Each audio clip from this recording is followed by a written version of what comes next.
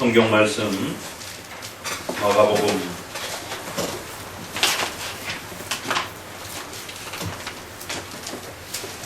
10장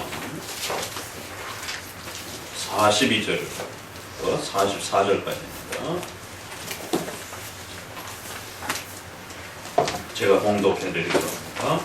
예수께서 불러다가 이르시되 이방인의 소위 집권자들이 저희를 임의로 주관하고 그 대인들이 저희에게 권세를 부리는 줄을 너희가 알거니와 너희 중에는 그렇지 아니하니 너희 중에 누구든지 크고자 하는 자는 너희를 섬기는 자가 되고 너희 중에 누구든지 으뜸이 되고자 하는 자는 모든 사람의 종이 되어야 하리라. 인자에 온 것은 섬김을 받으려 함이 아니라 도리어 섬기려 하고 자기 목숨을 많은 사람의 대속물로 주려 함이라. 아멘. 앞서 본문의 말씀을 통해서 국가와 교회, 교회와 국가라고 하는 또 이러한 제목을 통해서 복음을 가지고 살아가야 하는 우리 성도들 또 교회는 과연 어떻게 국가라고 하는 또 이러한 중요한 이 주제를 가지고 바르게 또 시민으로서 또 성도로서 살아가야 하는지들을 앞서서 함께 말씀을 통해서 살펴보았습니다.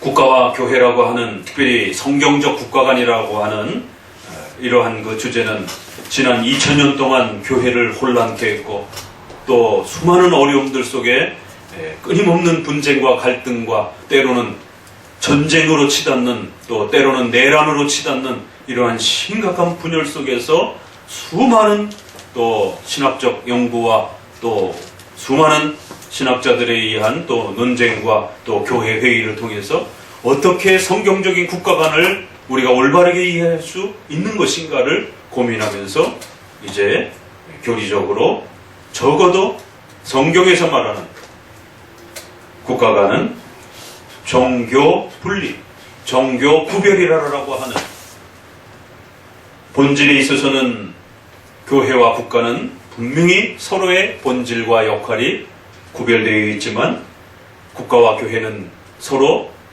떨어져서 살 수 없는, 뗄래야 뗄 수 없는 긴밀한 관계 속에서 상호 협조하면서 그렇게 하나님의 두 왕국으로서 하나님의 뜻을 펼쳐가는 또 성취해가는 하나님의 도구인 국가와 교회라고 하는 이 두 왕국으로서 그렇게 정립을 해준 것을 보게 됩니다.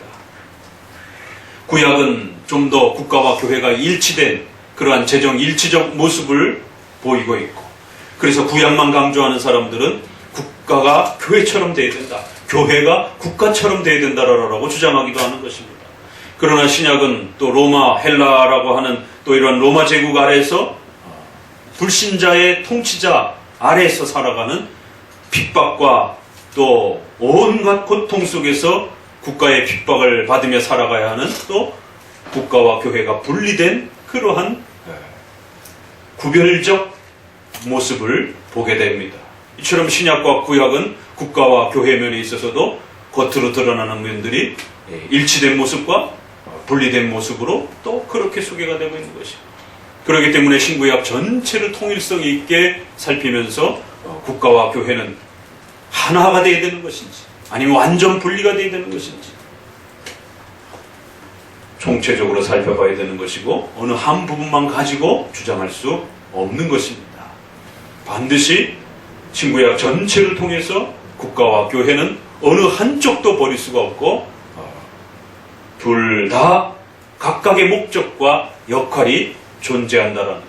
하나님의 통치의 수단으로서 국가는 국가로서의 역할이 있고 교회는 교회로서의 역할이 있고 또 국가는 교회를 도와야 하고 또 교회도 국가를 도와야 하고 국가도 때로는 교회를 또 교회가 심각한 이단과 심각한 교회의 위기를 겪을 때는 국가의 위정자가 일정한 힘과 권세를 가지고 교회에 또 이러한 도움들을 베풀 수 있고 또 교회도 국가가 어지러움 속에 있을 때는 반드시 국가를 향해서 하나님의 말씀으로서 책망하고 또 훈계하며 또 방향을 제시할 수 있는 이러한 상호 협조적인 관계 속에서 세워져가야 하는 것이 가장 성경적인 국가관임을 교회사 2000년 동안을 통해서 이제 정립해 둔 것입니다.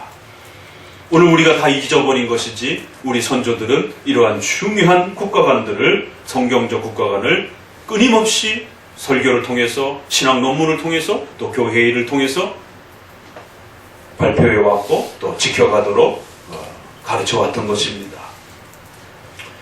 국가라라고 하는 칼의 권세와 전쟁과 어마어마한 재정권을 집행할 수 있는 국가라라고 하는 대상을 이야기해야 하기 때문에 이 주제는 굉장히 민감하고 또 힘든 주제인 것입니다.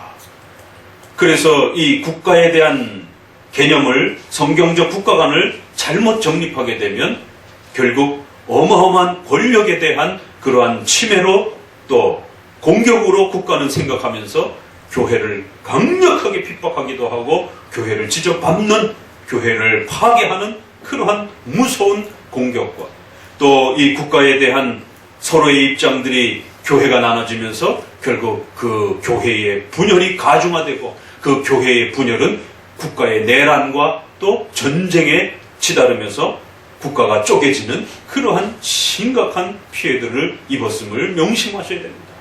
그래서 국가와 교회와의 관계는 단순한 문제가 아니라 우리의 생존이 달린 그러한 아주 중요한 문제임을 역사 속에서 우리는 또 교훈으로 삼아야 합니다.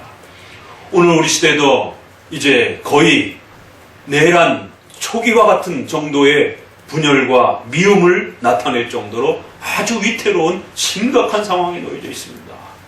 그저 단순히 정치적으로 생각과 판단이 다른 정도의 수준이 아니라 이제는 친구들끼리도 또 가족들끼리도 또 교회 안에서도 국가의 이 정책에 대해서 어떤 입장을 가지고 있느냐 이야기하다가 더 이상 너는 친구할 수 없다라고 하는, 가족관계에 있어서도 더 이상 가족이지만 너를 보기 싫다라고 하는,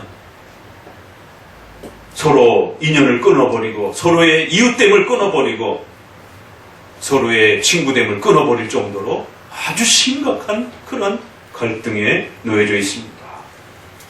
지난 1차 때도 그랬지만 이번 2차에 또 이러한 설교 안에서도 또 우리는 국가적으로 심각한 두 번의 또 대중집회를 바라보면서 수많은 성도들이 어디로 가야 할지를 갈팡질팡하면서 또 다른 큰 집회 속에 한쪽은 광화문으로 한쪽은 서초동으로 그러면서 나름대로 각자 성경적으로의 그러한 정당성과 가치들을 펼쳐내면서 상대방을 혐오하고 미워하고 정죄하는 이러한 심각한 위기 가운데 놓여져 있습니다. 국가와 교회는, 특별히 교회는 국가의 일들에 있어서 지나치게 간섭을 하면 안 되기 때문에, 국가도 교회의 일을 지나치게 간섭하면 안 되기 때문에 종교 구별의 원칙이 분명히 있는 것이에요.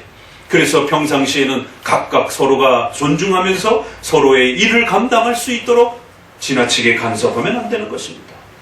그러나 사태가 심각해져 가면서 국가가 교회를 심각하게 침해하는, 또 교회가 국가를 지나치게 정치적으로 침해하는 그러한 피상시국과 특별한 위기 가운데로 들어가기 시작하게 되면 더 이상 목회자는 중립에 있을 수가 없고, 이제는 분명히 이 위기를 어떻게 돌파해 나아가야 할 것인지, 이 위기 앞에서 성도들을 어떻게 보호해야 될 것인지에 대해서, 하나님의 뜻이 무엇인지에 대해서 이 시점에는 분명히 이야기를 해야 할 때가 점점 더 다가오고 있는 것입니다. 평상시 안정시에는 목회자가 지나치게 국가 정치적 부분들에 대해서 좌우에 대한 문제들을 함부로 평가해서는 안 되는 것입니다. 그건 국가 위정자들이 평가하고 판단하고 전문적인 식견을 가지고 평가하고 판단해야 되는 문제들인 것입니다. 그러나 국가 위정자들의 무능력과 국가 위정자들의 타협의 이러한 그 무지와 무능력 때문에 시민들이 평생 데모라는 것을 한 번도 해보지 못했던 일선 그러한 어르신들의 그러한 자리가 처음으로 평생에 한 번 그러한 국가에 대한 저항을 표현하는 그런 자리에 나아갈 정도로 국민의 생활이 불안정하고 또 가족관계와 이웃의 관계들이 엄청난 분열의 위기를 겪기 시작하고 교회가 두 쪽이 나면서 이런 심각한 상태에 이르렀다라면 이제는 이것은 단순한 중립의 문제가 아니라 이것은 하나님의 섭리 속에서 옳고 그름의 문제로 이제는 분명하게 교회가 분별해야 하고 판단해야 하고 그래서 이것이 성경적인지 아닌지에 대해서 답을 내놔야 하는 그러한 시기가 더욱 돌입해 있는 것입니다. 오늘은 지난 기본적 원리의 기초에서 한 걸음 더 나아가고 그러면 지금 한국 사회와 교회가 겪고 있는 구체적인 이 문제에 대해서 우리는 이제 분명하게 방향을 정해야 하고 답을 성경적 근거에 또 교회사적인 또 이러한 역사적 근거에 입각하여 살펴보면서 살아야 할 길을, 생명의 길을, 하나님이 원하시는 길을 이제는 답을 찾고 내려야 할 것입니다. 앞서 말씀에서 국가가는 세 갈래로 나눠진다라고 말씀을 드렸습니다. 국가와 교회를 하나처럼 생각하는 극단적인 세속주의적인 국가관. 거기에 대한 반발 심리로 국가와 교회는 완전히 분리되어야 된다라고 하는 제세례파적인 분리주의적인 국가의 일에 대해서는 아무런 관심도 없는 아무런 책임감도 없는 그저 교회하고 교회에 기도하고 예배하는 일에만 집중하는 그러한 경건주의. 오늘 우리 시대는 소위 근본주의라는 형태로 이원론주의적인 이러한 극단적인 반국가적인 그러한 또 형태로 나타나기도 합니다. 양극단은 반드시 비성경적이고 역사 속에서 이단으로 정제되어 왔고 정교 구별, 상호 협조의 두 왕국이라고 하는 형태로 우리의 신앙 고백 안에 그렇게 정착되어 왔음을 명심하셔야 됩니다. 어거스틴의 신의 도성을 통한 두 왕국론, 또 루터와 쯔빙글리와 칼빈을 통한 두 왕국론, 또 그 다음에 아브라함 카이퍼와 또 바빙크와 또 미국 장로교의 역사를 통해서 영역 주권이라고 하는 각각 고유한 그러한 주권과 영역 속에서 맡은 바 책임과 역할을 다해야 된다라고 하는 영역 주권이라고 하는 이런 형태로 지난 2000년 동안 기독교적 국가관을 정립해왔음을 명심하셔야 됩니다. 이 국가와 교회의 관계는 교회의 생존의 문제가 달린 거고 또 국가의 생존의 문제가 달려있기 때문에 복음서에서도 이처럼 여러 번에 걸쳐서 국가와 교회와의 관계를 이야기하고 있고 또 아까 지난번에 말씀드린 것처럼 예수님이 승천하시는 그 마지막 순간까지 이 주제를 제자들에게 거듭 계속해서 가르쳐 내셨던 것을 보게 됩니다. 먼저 좀 성경의 그 본문들을 정리를 해보고 구체적인 내용으로 들어가 보도록 합니다. 오늘 우리가 읽었던 바로 이 본문, 너희 중에는 그렇지 아니하니. 국가 위정자들은 이러한 권세와 힘을 가지고 집행하며 그러한 권세를 다스려가는 그러한 특수한 조직이지만 그러나 너희는 그렇지 않다라는 거예요. 그러니까 이 관계의 문맥의 흐름을 어떻게 읽어내느냐에 따라서 완전 분리주의적인 제세례파 국가관이 나옵니다. 그래서 제세례파가 국가로부터 완전히 분리되어서 신자들은 절대로 국가의 위정자로서 공무원으로서의 직업도 비성경적인 거고 국가 위정자와 국가의 관계의 의무를 짊어지는 것도 다 비성경적인 것이고 그래서 국가의 세금의 의무, 교육의 의무, 국방의 의무, 모든 국가의 의무들은 전부 다 비성경적인 것이다라는 거예요. 신자들은 더 이상 그런 거에 얽매이지 않는다는 거예요. 오직 우리는 하나님 앞에서의 자유만 유지하고 신앙을 유지하며 살아가면 된다는 것이에요. 이 구절을 가지고 제세례파가 자기들의 주장을 펼쳤습니다. 국가는 그런 힘을 가지고 다스리는 조직이지만 교회는 그렇지 아니하니. 루터를 공격했던 민저와 가스타트도 그렇고 쯔빙글리를 공격했던 콘라드 그레벨이라고 하는 스위스 쪽에서의 제세례파 창시자도 그렇고, 제네바에서 칼빈을 괴롭혔던 그러한 제세례파도 이 마가복음 10장 43절, 바로 이 구절을 가지고 그들의 신조의 근거 구절로서 소개하면서, 교회는 그렇지 않다. 교회는 그렇게 권세와 조직과 특정한 신분이 나눠지는 이런 형태로 교회를 구성하면 안 된다는 것이죠. 그래서 교회는 완전 평등, 무조건적 평등, 어떤 질서도 있어서는 안 되는, 어떠한 경제적 요구도 해서는 안 되는, 어떠한 의무와 책임을 지워서도 안 되는 완전한 신앙의 자유를 표현해야 하는, 너희 중에는 그렇지 아니하니 누구든지 크고자 하는 자는 섬기는 자가 되라, 종이 되라. 이 말씀을 전체적인 문맥의 흐름에서 읽지 않게 되면 바로 완전 극단 분리주의가 발생이 됩니다. 역사 속에서 완전 분리주의를 주장하는 제세례파와 근본주의와 이런 이원론을 가르치는 분들이 주로 많이 사용했던 구절이 바로 이 마가복음입니다. 마태복음, 누가복음에서도 같은 내용들이 나오고 있는, 바로 너희 중에는 그렇지 아니하니라고 하는 이 본문이 어떤 의도 속에서 왜 예수님이 이러한 표현을 극단적인 것처럼 보여지는 이런 강한 분리를 주장하고 있는지 전체적인 문맥을 고려하지 아니하고, 유대주의와 구약의 다윗 왕국이 다시 재현되는 것처럼 그러한 유대주의에 빠져서 교회를 국가의 왕과 권세와 같은, 그래서 가장 높은 그러한 직분의 차지를 얻기 위해서 싸우고 다투는 이러한 제자들의 세상 국가적인 권세욕에 빠져 있었던 그런 잘못을 지적해내기 위해서 교회와 국가는 달라야 된다라고 하는, 그 본질이 다르다라고 하는 이러한 전체적인 문맥을 보지 못하고 오로지 교회는 국가와 완전 다른 것이 되어야 된다라고 하는 이것을 결론적으로 그저 모든 배경들을 고려하지 않는 그런 방식으로 읽어냈을 때 국가와 교회는 완전 분리주의가 되어버립니다. 그래서 제세례파가 가장 정당한 것처럼, 그러나 이 본문은 지나치게 국가와 교회를 일치시켜서 생각하는 그러한 제자들의 세속적 국가관, 유대주의적인 국가관, 다윗 왕국을 만들려고 하는 그러한 국가관, 이러한 잘못된 세속적 국가관에 대한 책망을 강하게 하시면서 국가와 교회의 본질론을 지적해내신 것이지, 국가와 교회가 함께 살아가야 되는 실천적인 의무와 책임에 있어서까지도 전혀 책임과 의무가 없는 것처럼, 전혀 비판하고 저항할 수 있는 그런 의무가 없는 것처럼 그렇게 완전 분리, 극단적 분리를 주장한 게 아닙니다.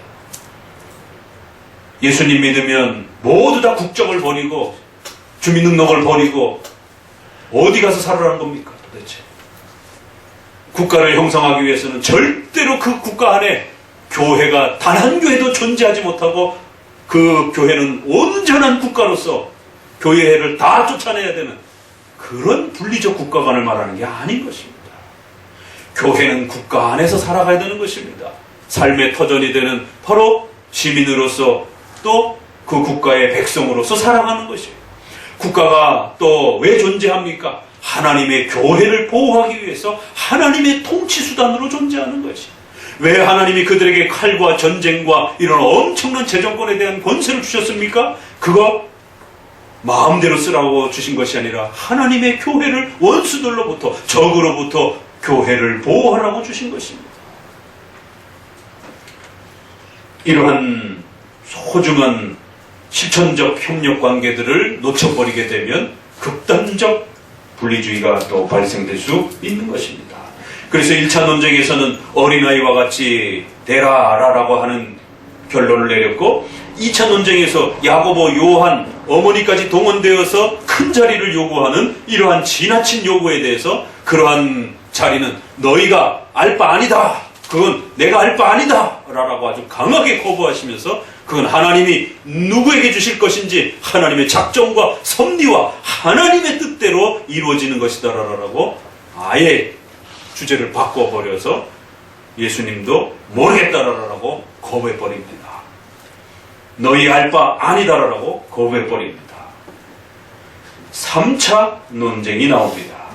누가복음 22장을 보도록 합니다. 마가복음을 먼저 보겠습니다. 연관 구절 속에서 마가복음 어디를 보시느냐면 14장입니다. 3차 논쟁이 성찬식 자리에서 또 벌어집니다. 누가 크냐라고 하는 이런 지나친 세속적 국가 간에 대한 이 오해들을 여전히 버리지 못하고 있는 제자들의 권력 다툼과 또 이 욕심의 이러한 갈등들이 국가 간에 대한 오해가 발생이 됩니다. 성찬식 자리에서. 어디를 보시냐면 14장 28절부터 같이 읽어봅니다. 그러나 내가 살아난 후에 너희보다 먼저 갈릴리로 가리라. 베드로가 여짜오되 다 버릴지라도 나는 그렇지 않겠나이다. 예수께서 가라사대 내가 진실로 내게 이르노니 오늘 이 밤 닭이 2번 울기 전에 내가 3번 나를 부인하리라. 베드로가 힘있게 말하되 내가 주와 함께 죽을지언정 주를 부인하지 않겠나이다 하고 모든 제자도 이와 같이 말하니라. 왜 이게 3차 논쟁이 됩니까? 왜 이게 국가 간에 대한 논쟁이 됩니까? 직접적으로 국가에 대한 어떤 그런 권세 얘기는 한마디도 없어요. 그러나 그 문맥의 흐름을 자세히 읽어보니까 이번엔 베드로의 고백이 문제가 되고 있어요. 예수님, 저는 절대로 예수님을 버리지 않겠습니다. 이제 예수님이 죽으심이 다가오자 제자들의 신앙을 다독이면서 이제 곧 주님이 고난을 받으실 때 모든 제자들이 예수님을 등지고 외면하는 이러한 고난의 시기가 올 것이다 라고 했더니만 베드로가 불쑥 자신의 뛰어남을 자랑합니다. 예수님, 저 사람들은 모두 다 마태복음과 마가복음과 복음서마다 표현이 우리 번역에서도 차이가 있어요. 모두 버릴지라도, 다 버릴지라도, 쟤네들은 다 배신할지라도 저는 절대 배신하지 않을 것입니다. 우리 마가복음에서는 좀 더 생동감 있게 이야기하기 때문에 아주 힘주어 말했다 이렇게 또 표현을 합니다.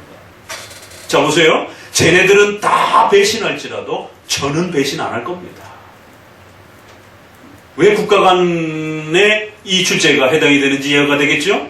제자들이 그동안 계속해서 누가 크냐, 누가 더 큰 자리를 차지하느냐와 관련해서 끊임없이 교회를 국가처럼 이해해서 예수님의 나라에서, 하나님의 나라에서 더 큰 자리와 더 큰 권세를 누가 더 차지할 것인가에 대해서 이것을 놓치지 않고 끊임없이 예수님에게 요구했던 것을 보게 됩니다. 이제 예수님이 마지막 아주 중요한 시기가 다가온다고 하니까 그런 중요한 시기가 다가옵니까? 예수님이 이제 너희가 다 나를 외면하는 그런 엄청난 위기가 올 수도 있다라고 그렇게 예수님이 경고하시는 것이, 그러자 베드로는 쟤네들은 다 버려도요 저는 절대로 안 버릴 겁니다. 쟤네들은 신앙이 연약하고 쟤네들은 신앙이 부족하기 때문에 예수님을 버릴 수도 있습니다. 그러나 저는 절대로 안 버립니다. 그러니까 제가 그 예수님의 나라가 임하실 때 저는 절대로 예수님 안 버렸으니까 제가 제일 높은 자리에 있어야 됩니다. 여전히 누가 크냐에 대한 주제예요. 그러자 예수님은 이번에 더욱 독하게 책망합니다. 그래? 네가 제일 먼저 나를 부정할 거야. 이렇게 책망을 합니다. 닭 울기 전에 2번씩이나 너가 나를 저주하며 비난하며 너가 제일 먼저 나를 버릴 거야 라고 책망하면서 예수님의 이 중요한 성찬의 이 시기에 여전히 누가 크냐에 대한 제자들은 여전히 비교의식 속에 빠져서, 그러자 그 얘기를 듣던 나머지 제자들이 화가 잔뜩 나가지고 아닙니다. 우리도 절대로 안 버립니다. 제 베드로는 혹시 버릴지 몰라도 우리들은 안 버릴 겁니다. 라고 또 그렇게 치고 나옵니다. 누가 크냐 문제. 그래서 마가복음에서는 이 문제가 직접적으로 오늘 본문과 연결이 되지 않는 것처럼 보이지만 누가복음에서는 아주 직접적으로 더 연결을 시킵니다. 누가복음 22장 22절을 같이 보도록 합니다. 누가복음 2장 22절 같이 읽어보도록 합니다. 인자는 이미 작정된 대로 가거니와 그를 파는 그 사람에게는 화가 있으리로다 하시니 저희가 서로 묻되 우리 중에서 이 일을 행할 자가 누구일까 하더라. 또 저희 사이에 그 중에 누가 크냐 하는 다툼이 난지라.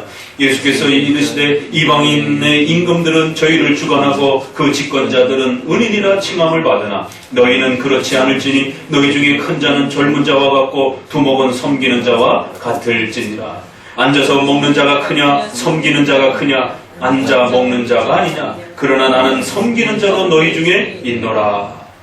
누가복음에는 이미 9장에서 어린아이와 같아야 된다라고 하는 그 1차 논쟁에 대한 이야기가 9장 이제 46절에 있습니다. 그리고 2차 논쟁은 마가복음이 소개하고 있고 3차 논쟁은 누가복음이 더 자세히 소개하고 있는 것이. 그래서 복음서마다 서로 이렇게 어느 쪽에서 말을 안 하면 다른 쪽에서 말을 하면서 서로가 보강을 해주고 있는 것을 보게 됩니다. 누가복음 22장에는 이 베드로에 대한 이 고백 속에서 나타난 갈등을, 성찬식에서 나타난 이 갈등을 누가 크냐라고 하는 이 갈등 속에서 일어난 문제로 연결을 시킵니다. 오늘 마가복음 10장에서 보았던 누가 크냐라고 하는, 누가 더 큰 자리에 차지할 것이냐라고 하는 이 문제를 성찬의 자리에서 제자들은 한 번 더 또 티격태격 합니다.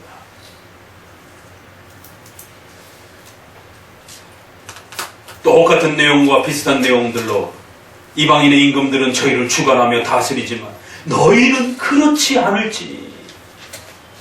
비슷한 표현이잖아요. 마가복음에 거의 유사한 표현대로 너희는 그렇게 하면 안 된다. 교회는 그렇게 하면 안 된다.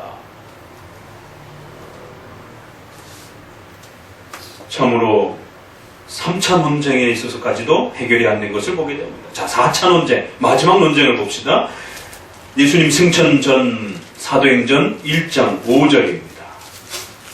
이렇게 4번에 걸쳐서 예수님의 3년의 공생의 이 중요한 사역 속에서 4번에 걸쳐서 예수님은 이 국가와 교회의 문제를 잘 구별하고 잘 정립하라라고 거듭거듭 강조하는 것을 보게 됩니다. 이게 헷갈리게 되면, 이게 혼동되게 되면 교회는 심각한 위기를 겪는다는 겁니다. 사도행전 1장 5절 읽습니다. 요한은 물로 세례를 베풀었으나 너희는 몇 날이 못되어 성령으로 세례를 받으리라 하셨느니라. 저희가 모였을 때 예수께 묻자와 가로되 주께서 이스라엘 나라를 회복하심이 이때니까 하니 가라사대 때와 기한은 너 아버지께서 자기의 권한에 두셨으니 너희의 알 바 아니오. 여러분이 잘 아는 오직 성령이 임하시면 땅끝까지 복음을 전하라. 1장 8절. 많은 성도들이 이 1장 8절은 많이 기억하고 있는데 이 1장 8절 앞에 어떤 문맥 속에서 이 8절의 위대한 명령이 나오는지를 많이 놓치고 계십니다. 이 1장 8절은 바로 이 누가 크냐라고 하는 이 싸움의 논쟁을 마무리하는 결론적 메시지입니다. 1장 4절에 하나님의 나라가 임할 것이다 라고 얘기를 합니다. 그 아버지의 약속을 기다리라 라고 말합니다. 그리고 그 아버지의 약속은 성령으로 세례를 받는 이러한 은혜다 라고 말을 합니다.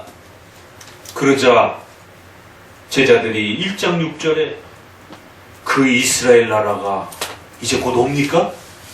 그러면 그 이스라엘 나라가 언제 옵니까? 이 짧은 구절 안에 이 구절이 왜 국가와 교회와 관련된 이 4차 논쟁의 연속성으로 볼 수가 있겠습니까? 문맥의 흐름을 보면 읽을 수가 있는 것입니다. 그 하나님의 나라, 아버지의 약속? 아, 그래요? 이제 예수님이 곧 그 나라가 오게 할 것입니까? 그러면 그 이스라엘 나라가 회복할 때가 언제입니까?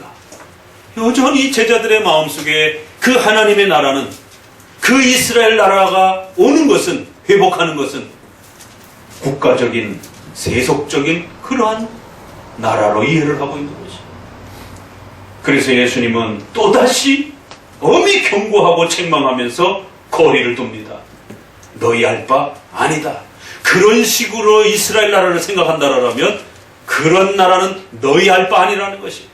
비록 여기서는 때와 기한이라 라고 이렇게 묻자와 그 때가 언제입니까? 라고 묻는 이 질문 속에서는 단순한 종말론적인 그러한 물음뿐만 아니라 더 나아가서는 제자들의 여전히 잘못된 교회와 국가 간에 대한 부분들을 또 담고 있는 것입니다. 그래서 예수님은 이번에도 또 분명하게 야고보와 요한의 요구에 거절하셨던 것처럼 그것은 아버지의 권한에 있는 것이다. 너네들이 함부로 관여할 문제가 아니다. 비록 하나님의 나라에 어떤 자리와 어떤 구분이 있을지라도 그건 하나님이 알아서 할 문제지. 세상 국가처럼 그렇게 생각하면 안 된다는 것이 너희 알 바 아니라는 것이. 이것이 만약에 좋은 소망이었다라면 왜 예수님이 이걸 거절했겠어요? 그래, 그런 소망 잘 갖고 살아라 이렇게 권면을 했을 텐데 왜 자꾸 그런 소망을 갖고 너희가 자꾸 매달리느냐. 그런 소망은 쓸데없는 소망이다. 그런 소망 갖지 말아라 라고 말씀하시면서 너희가 진정 가져야 될 소망은 성령이 임하시면 성령 세례받는 것, 성령으로 세례를 받아 너희가 복음을 전하고 교회를 세우고 하나님의 그 복음의 증인이 되는 바로 이 일에 너희가 관심을 쏟아야지. 그 이스라엘 나라를 자꾸 국가처럼 생각해서 누가 큰 자리를 차지하면서 그러한 나라의 권세를 누리며 살아갈 것인가. 그러한 것은 너희의 알 바가 아니라는 것이에요. 승천 직전까지도 예수님은 교회와 국가의 문제를 고민하시면서 국가는 국가로서 교회는 교회로서의 자리가 있다는 것을 거듭거듭 강조해 주신 것을 보게 됩니다. 이처럼 국가 간에 대한 문제는 제자들조차도 쉽게 정립하기가 쉽지 않았던 굉장히 난해하고 어려운 문제였던 것입니다. 이사야 49장 23절에는 우리 선조들이 웨스민스터 신앙 고백에도 수많은 신앙 고백 안에서도 국가와 교회를 펼쳐나갈 때 근거 구절로 썼던 그 유명한 구절입니다. 이사야 49장 23절을 이제 성경과 관련해서 마지막으로 읽어봅니다. 이사야 49장 23절입니다.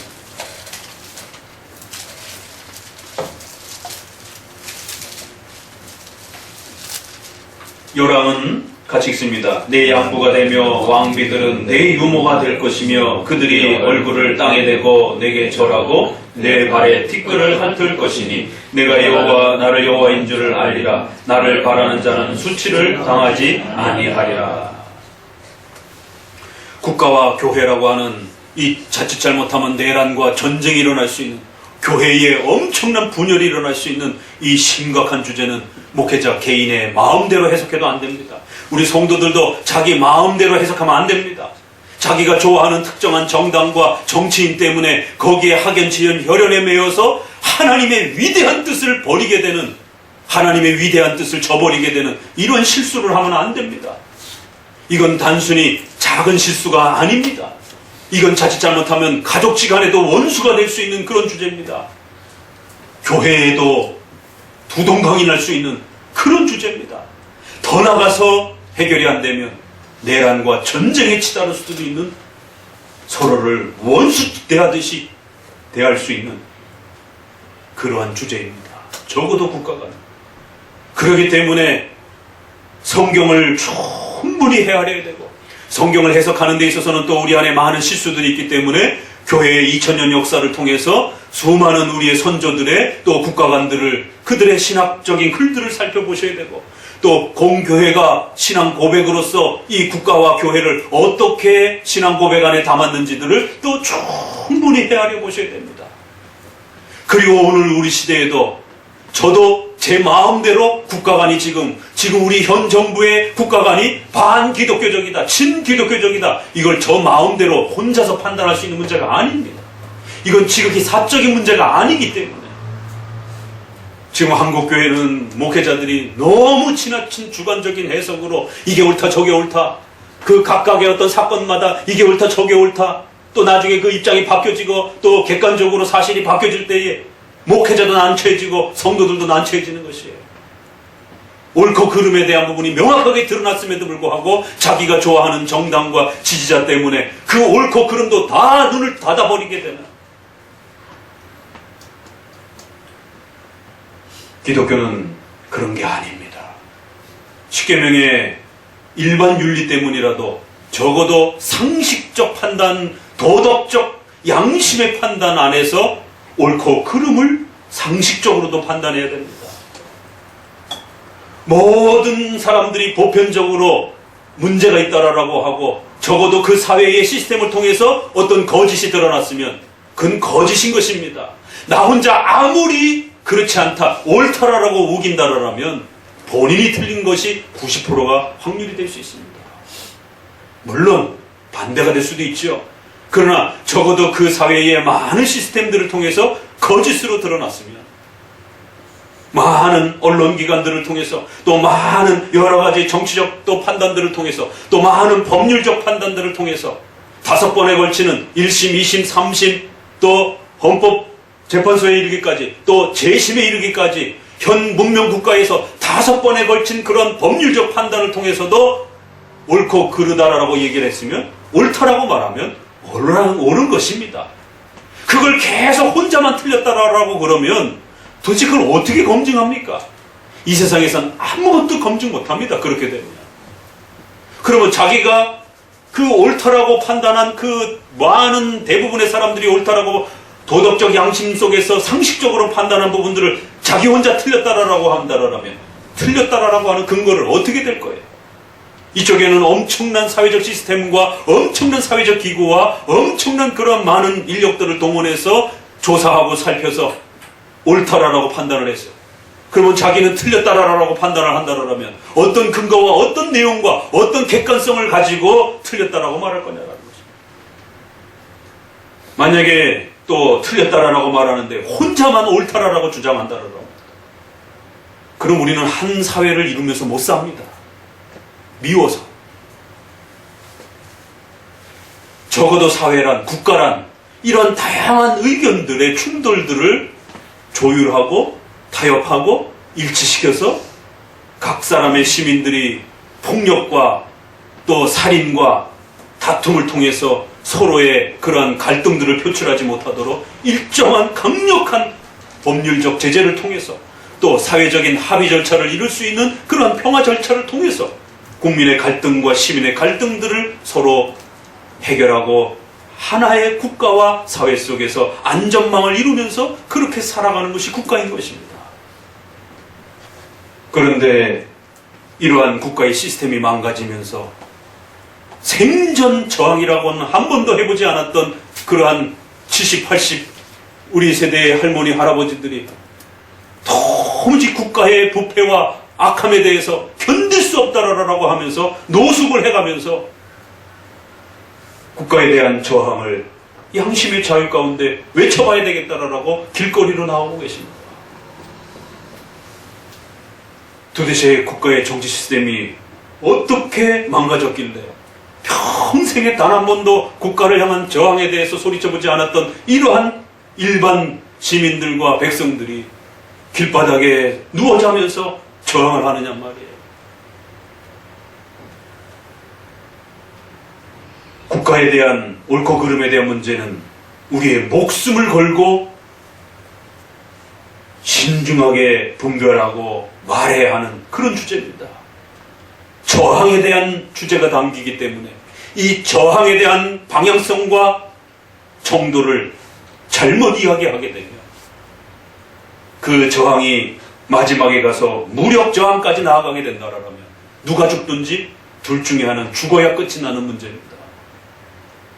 적어도 국가가는 복종과 저항이라고 하는 내용을 담고 있기 때문에 교회와 국가의 관계에 있어서 어떻게 복종할 것인가, 어떻게 저항할 것인가 라고 하는 이 관계성의 문제를 다루는 거기 때문에, 특별히 저항의 문제를 다루는 것이기 때문에 옳고 그름을 이야기할 때, 평상시에 옳고 그름을 이야기할 때와 비상시국이라고 하는 심각한 때에 옳고 그름을 얘기할 때는 내용 자체가 달라지고 그 결과 자체가 달라집니다.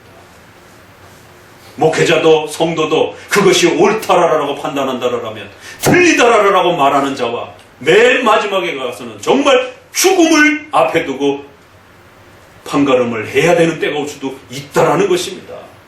그렇기 때문에 그렇게 되기 전에 미리 정치가들은 정치가대로, 교회는 교회대로의 할 일을 해야 하는 것이에요. 이대로 내버려뒀다가는 일반 시민이 평생에 저항도 한번 해보지 않았던 그런 시민들이 길바닥에 노숙을 하면서 눈물을 흘리면서 국가의 부패와 악에 대해서 저항을 하는데 그것이 그 행동이 옳은지 그른지는 우리가 뒤로 합시다. 적어도 시민이 뭔가 국가에 대해서 저항을 하고 국가에 대해서 뭔가 의사표명을 하게 되면 국가위정자들은 들어야 하는 것이에요. 고민해야 하는 것이에요. 살펴보아야 되는 것입니다. 왜요? 국가란 그 시민들이 누가 옳건 틀리건 간에 서로의 의견이 충돌을 일으키게 되고 그 충돌을 해결해 주지 못하게 되면 내란이 일어날 수 있는 위기를 겪기 때문에 일정한 수준에서 모두가 복종하고 저항하지 않고 순종하면 문제가 되지 않지만 어떤 특정한 그룹들이 지속적으로 국가를 향해서 어떤 문제들에 대해서 저항을 하고 그것이 점점 세력을 커가면서 확장되어져 가기 시작하게 되면 국가는 심각한 고민을 해야 하는 것이에요. 그래서 우리의 선조들은 국가가 상호 협조적인 면에 있어서 심각한 위기를 나타낼 때에 본질을 파괴하고 본질의 역할과 책임을 이제 놓쳐버리고 심각한 위협과 도전을 제시할 때는 반드시 저항해야 한다라고, 교회를 지키기 위해서라도, 국가의 시민의 백성을 지키기 위해서라도 교회는 목숨을 걸고 저항해야 된다라고 말합니다. 그 저항에는 비폭력적 평상시에 저항이 있을 수도 있고, 국가가 칼을 가지고 위협한다라면 폭력적 저항까지도 허용될 수도 있다라고 그렇게 교회 역사 속에서는 해석해 온 것입니다.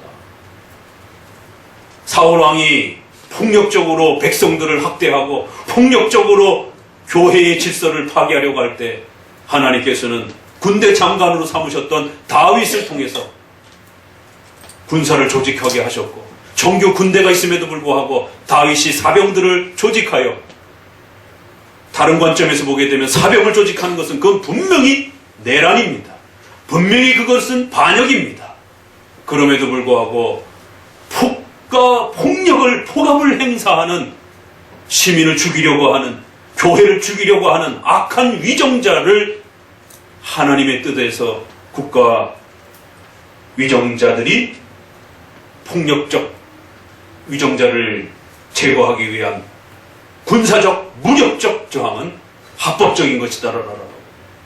그래서 다윗이 군대를, 사병을 모집해서 사울을 피해 다니면서 나름대로의 백성들을 보호하고 교회를 보호했던 이러한 활동들에 대한 구약의 해석들을, 베자도 그렇고 낙스도 그렇고 수많은 우리의 선조들이 이것은 비상시국에 무력적 저항으로서 하나님이 다윗에게 허락한 모든 시대의 규범이 될 수 있다라고 일치단결해서 대부분 다 그렇게 해석했습니다.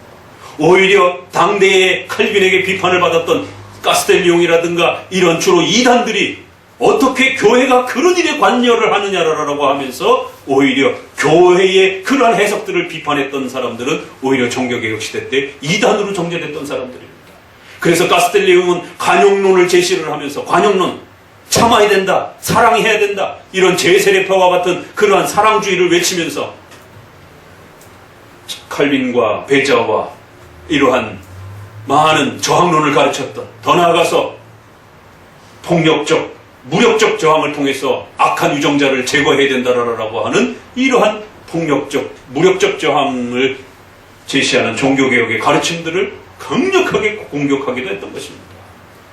그럴 때마다 우리의 선조들은 이사야 49장을 다시 한번 읽어내면서 열왕의 왕들은 교회의 양부가 되어야 되며, 교회의 아비가 되어야 되며, 왕비들은 교회의 어머니처럼 그렇게 교회를 도와주고 살펴주는 아버지와 어머니 역할을 해야 된다는 것입니다.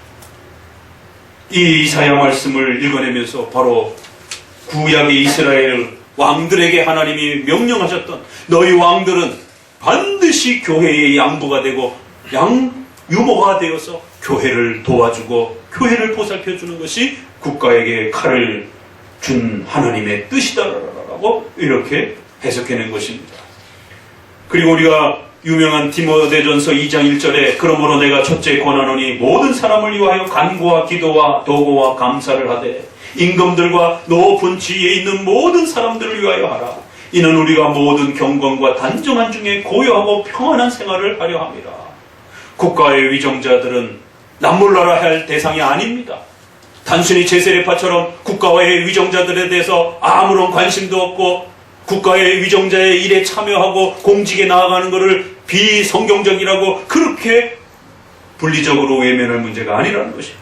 크리스천들은 반드시 국가의 위정자들을 위해서 기도해야 하고 국가의 위정자들이 바르게 정책을 펼칠 수 있도록 늘 하나님 앞에서 살펴야 되고, 그래야 교회가 안정과 단정한 중에 고요하고 평안함 속에서 그렇게 보호받을 수 있도록. 이사야 49장과 디모데전서 2장은 교회가 어떠해야 하는지, 국가를 향하여 어떠해야 하는지, 본질론에 있어서는 반드시 신적 권세를 존중하되, 로마서 13장처럼 베드로전서에 있는 것처럼 인간의 세운 모든 제도를 그가 신자인지 아닌지를 떠나서 복종하라라고 하는 이러한 신적 권세를 우리는 본질론에서 분명히 존중해 줍니다. 그러나 비상시국, 위기에 처하게 되면 교회를 파괴하거나 시민 백성들의 생명을 위협하는 이러한 심각한 위기시대가 돌입하게 되면 너희 말을 듣는 것이 옳은가, 하나님의 말씀을 듣는 것이 옳은가 판단하라라고 사도행전 4장 5장에 우리는 너희 말을 들을 수 없다라고 강력하게 저항을 선포한 것처럼 어마어마한 저항론이 담겨 있습니다. 이 두 개가 이사야 49장과 디모데전서 2장을 통해서 이처럼 국가 위정자들을 사랑하고 또 존중하고 그들을 위해서 기도하고, 그러면서도 반드시 교회를 생각해야 하고 교회가 국가 속에서 어떻게 평안함을 서로가 잘 유지해야 할 것인지에 대해서 우리는 끊임없이 서로 연합된 관계 속에서 살펴가야 한다는 것입니다. 구약에서 이사야 49장에서도 국가와 통치자와 교회는 분리되어 있는 것이 아니라 국가는 교회를 그렇게 아버지처럼 유모처럼 살피고 돌봐야 하는 것이고 폭군처럼 행사하면 안 된다는 것입니다. 또 역시 교회도 국가를 함부로 공격하거나 국가를 침해서는 안 되고 그러한 도움과 협력을 서로가 잘 존중해라 라고 결론적으로 말씀하고 있는 것입니다.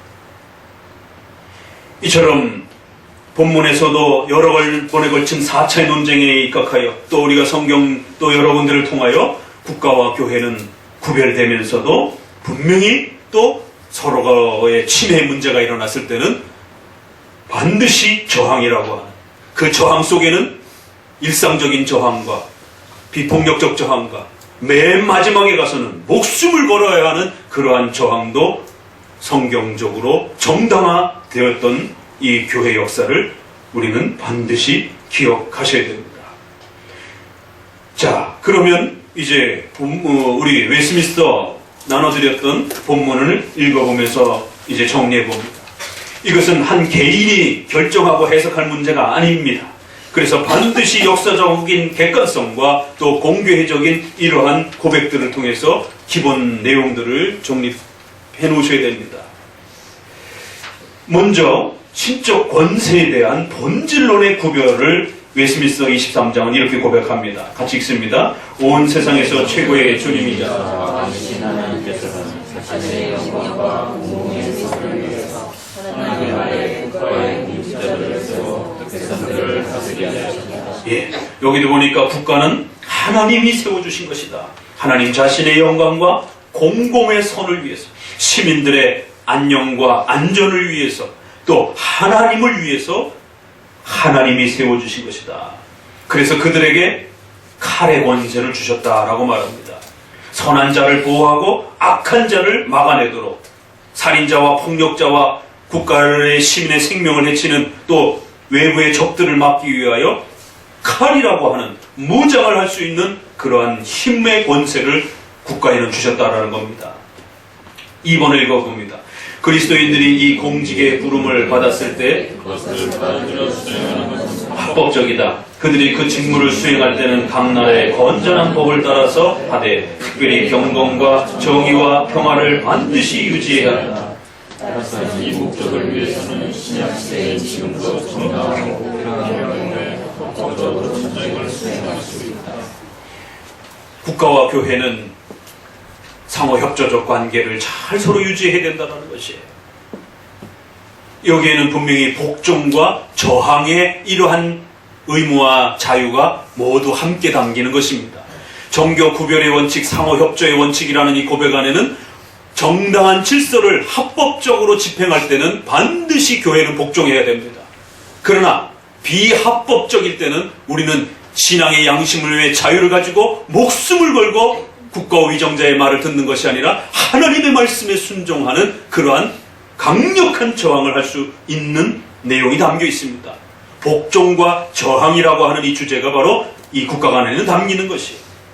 그래서 그리스도인들은 국가를 함부로 악하다라고 제세례파처럼 그렇게 배제하는 것이 아니라 공직에도 나아갈 수 있고 국가 위정자들을 하나님께서 축복해 주시도록 기도해야 할 수도 있고 국가를 사랑해야 된다는 거예요.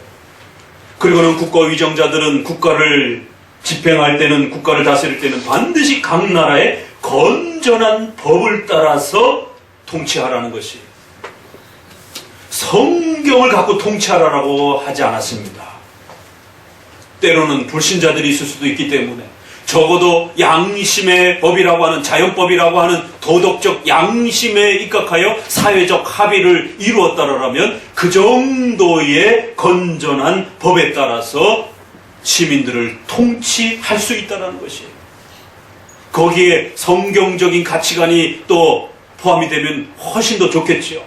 그러나 그건 바람일 뿐이지 만약에 그렇지 못하더라도 건전한 각 나라의 법을 따라서 통치하면 된다는 것입니다. 묻습니다. 검찰개혁이 크리스찬의 의무입니까? 교회의 책임입니까? 정신 바짝 차리셔야 돼요. 선거제도 개혁이 교회가 이루어야 될 핵심 의무입니까? 고민해 보셔야 돼요. 검찰의 법이 어떤 면에서는 누구에게는 불편할 수도 있고 누구에게는 좋을 수도 있습니다. 누가 보기에는 검찰 개혁이 시급한 문제이지만 어떤 분들이, 어떤 그룹에서 보기에는 법원이 더 지금 심각한 개혁의 대상으로 보일 수도 있는 것입니다.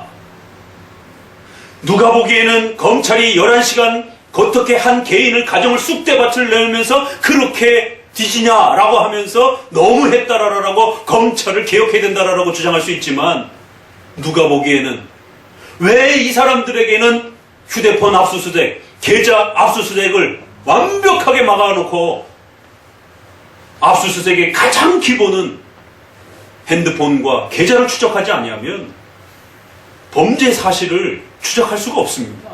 그건 일반 상식적으로도 아는 것이에요. 왜요? 대부분의 범죄들이 바로 현대에서는 이러한 수단들을 통해서 일어나기 때문에. 그래서 보편적으로 99%의 사람들은 전부 다 압수수색을 당하게 되면 제일 먼저 휴대폰과 계좌 압수수색을 하는 것이에요. 그러나 어떤 사람들의 관점에서 보게 되면 왜 이 사람들에게만 여러 번에 걸쳐서 법원에서 기각을 하면서 핸드폰 압수수색과 계좌 추적이 여전히 지금까지도 그렇게 금지되어 있는지.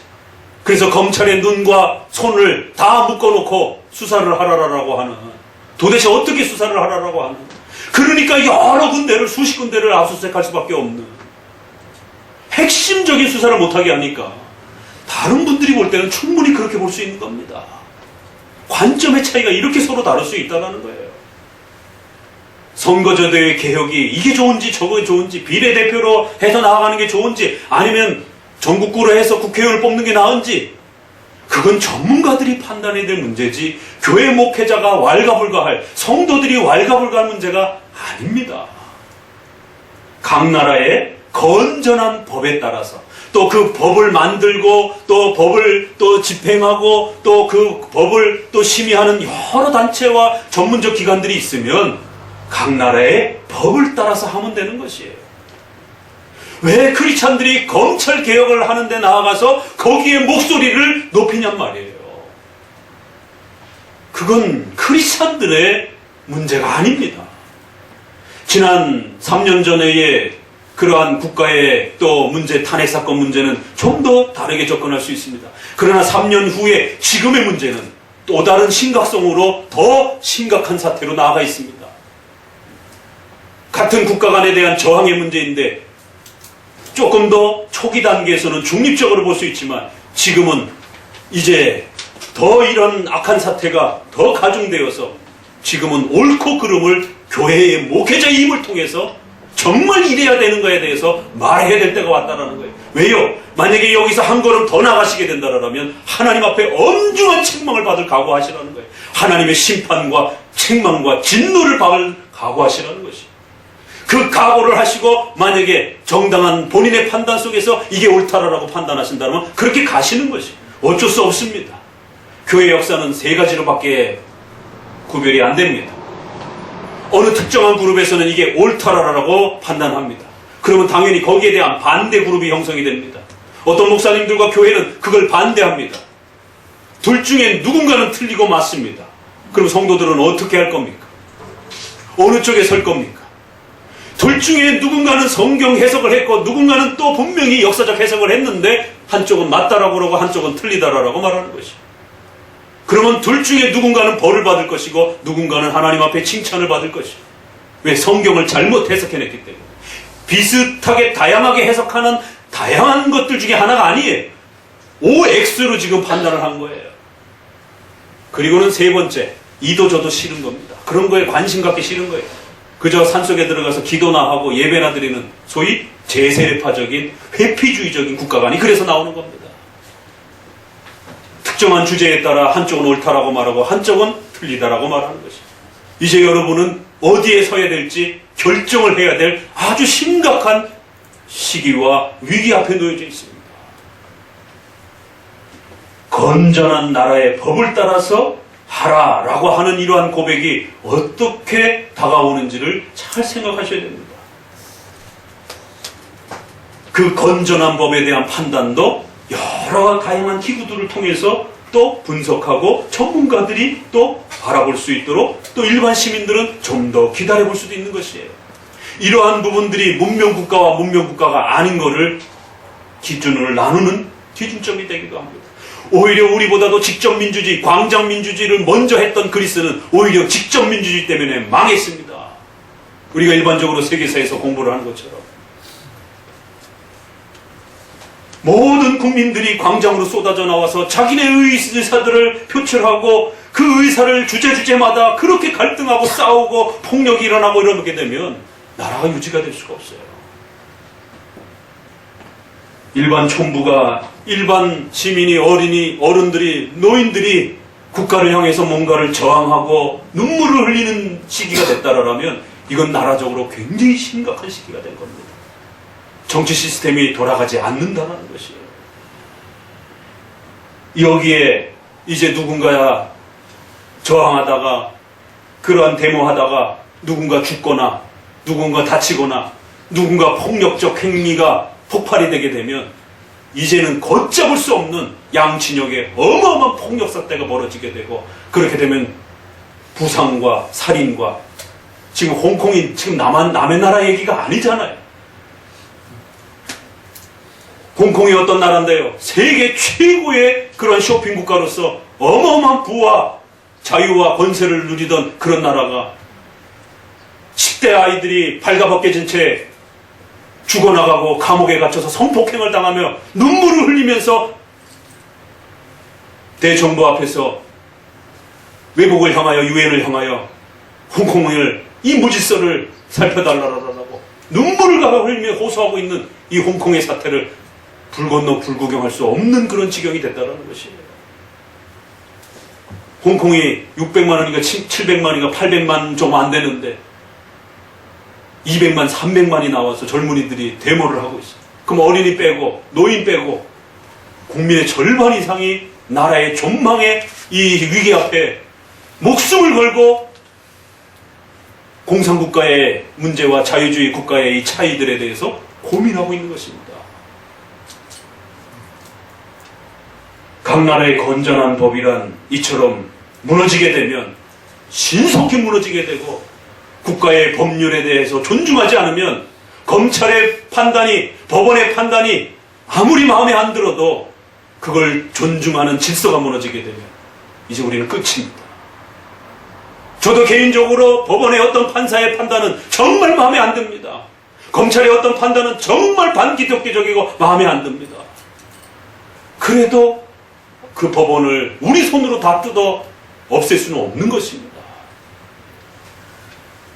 그 법원과 검찰을 통해서 또 그 군대를 통해서 우리가 적으로부터 세계 유일의 분단 국가인 전쟁 중에 휴전 상태에 있는 이러한 특수한 나라 속에서 그래도 우리가 자유를 누리면서 평안하게 살아갈 수 있는 것입니다. 조금 마음에 안 든다고 해서, 조금 자기와 다른 판단들을 했다라고 해서 그 나 지켜가고 있는 건전한 법이라고 하는 근대 역사 2000년 속에서, 또 아니 우리나라 5000년 역사 속에서 이 정도로 국가의 법률과 시스템이 안정된 때가 언제가나 있었겠습니까? 그래도 이 정도나 되니까 국가의 법률과 여러 가지 안정 시스템이 돌아가고 있는 것이죠. 3번 더 읽어봅시다. 국가의 공직자들은 말씀과 성례의 집례나 천국 열쇠의 권세를 자기들의 것으로 취해서는 안 된다.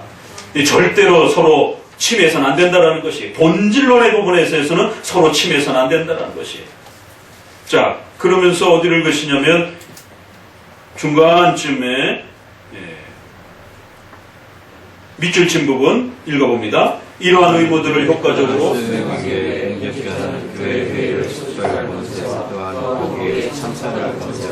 그리고 그곳에서 그들에게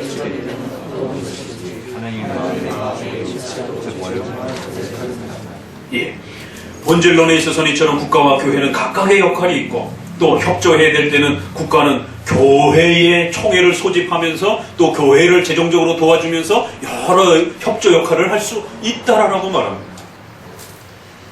교회도 국가를 도울 수 있다라고 말하는 것이에요. 결코 완전 분리나 또 교회와 국가를 같은 것처럼 이렇게 말하지 않습니다. 분명히 구별할 건 구별하되 또 서로 도울 건 도우라는 것이에요. 그러나 1788년에 이 부분이 미국 장로교회에서 수정이 됩니다. 미국 장로교회가 이제 최초의 총회가 열리면서 교회는 국가와 어떻게 해야 될 것인가. 미국의 청교도들은 단 한 번도 위정자가 크리스찬이 아니었던 적이 없습니다. 가톨릭이든 기독교이든 어찌됐든 그 사람들은 태어날 때부터 기독교인이었습니다. 그런데 가톨릭이 국가가 크리스찬들을, 청교도들을 핍박하면서 수많은 사람들이 종교의 자유를 찾아 미국으로 떠났습니다. 영국이 미국을 집어삼키려고, 식민지로 집어삼키려고 합니다.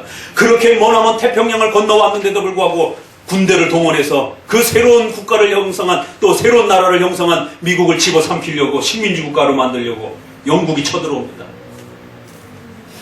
어떻게 해야 합니까?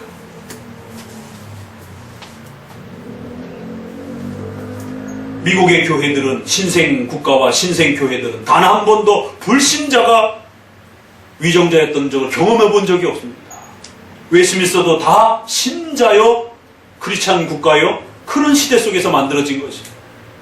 그래서 1788년 미국 장로교에서는 국가 위정자가 다른 불신자일 수도 있겠구나. 왜요? 13개의 주가 힘을 합쳐서 이제 영국과 전쟁을 해야 되다 보니까 크리스찬 국가만 크리스찬들만 이민 온 게 아니었거든요. 먹고 살기 위해서 불신자들도 피난온 그러한 주들도 있단 말이에요.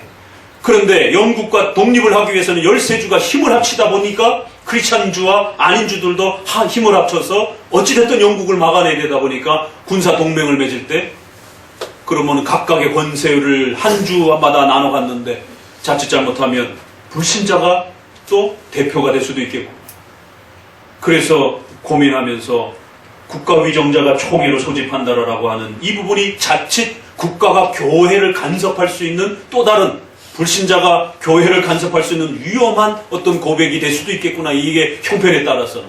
그래서 웨스민스터 초판을 고백하는 1648년에 그 형편에서는 맞을 수 있었지만, 이렇게 교회와 국가가 불신자 위정자로서 분리된 상태 속에 살아가는 그러한 특수한 경우에는 좀 더 구별의 부분들을 강조해 줄 필요가 있다라고 판단이 들어서 이 조항을 수정하는 것입니다. 우리나라도 마찬가지죠.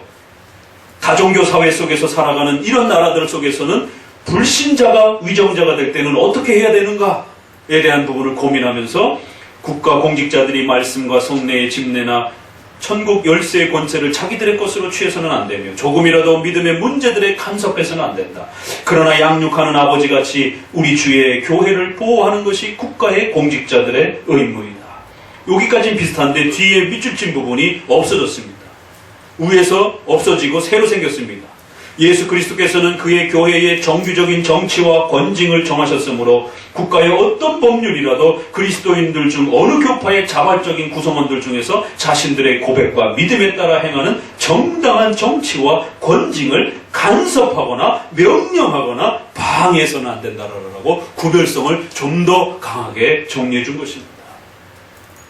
이것은 기독교 국가일 때와 그렇지 않았을 때에 취사 선택할 수 있는 둘 다 좋은 고백입니다.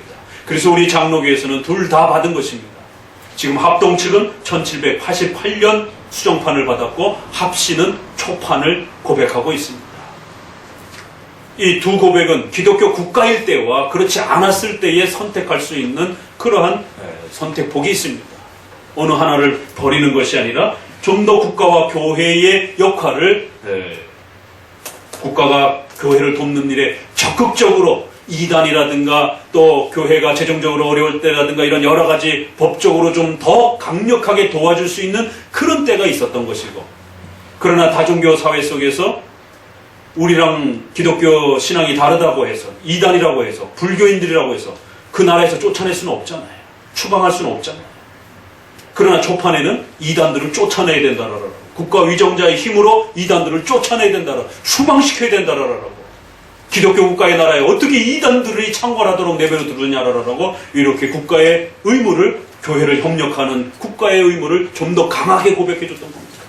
그러나 다종교 사회 속에서는 우리 기독교인이 아니라고 해서 그 나라에서 쫓아낼 수가 없는 것입니다. 왜? 다 동등하고 비슷하게 서로의 권리를 갖고 살아가다 보니까. 그래서 좀 더 느슨한 형태로 국가와 교회의 협력 관계를 또 필요로 할 수도 있다는 것이에요. 자, 이 정도까지 해놓고요. 이제 앞쪽으로 넘어가셔서 이제 교회의 권리와 관련된 부분들을 읽어내 봅시다. 교회는 30장 부분에 교회의 권징에 대해서 읽어봅니다. 30장. 교회의 왕이자 머리이신 주 예수 그리스도께서는 국가가 비교하는 구별하여 교회의 직원들의 손에 정치를 제정해 주시니라. 국가의 위정자들에게 힘을 주신 것처럼 교회에도 반드시 본질론에서는 구별이 되는 겁니다. 그래서 공직자와는 구별이 되는 교회의 직원들에게 하나님의 교회의 질서를 다스리는 정치를 주셨다는 거예요.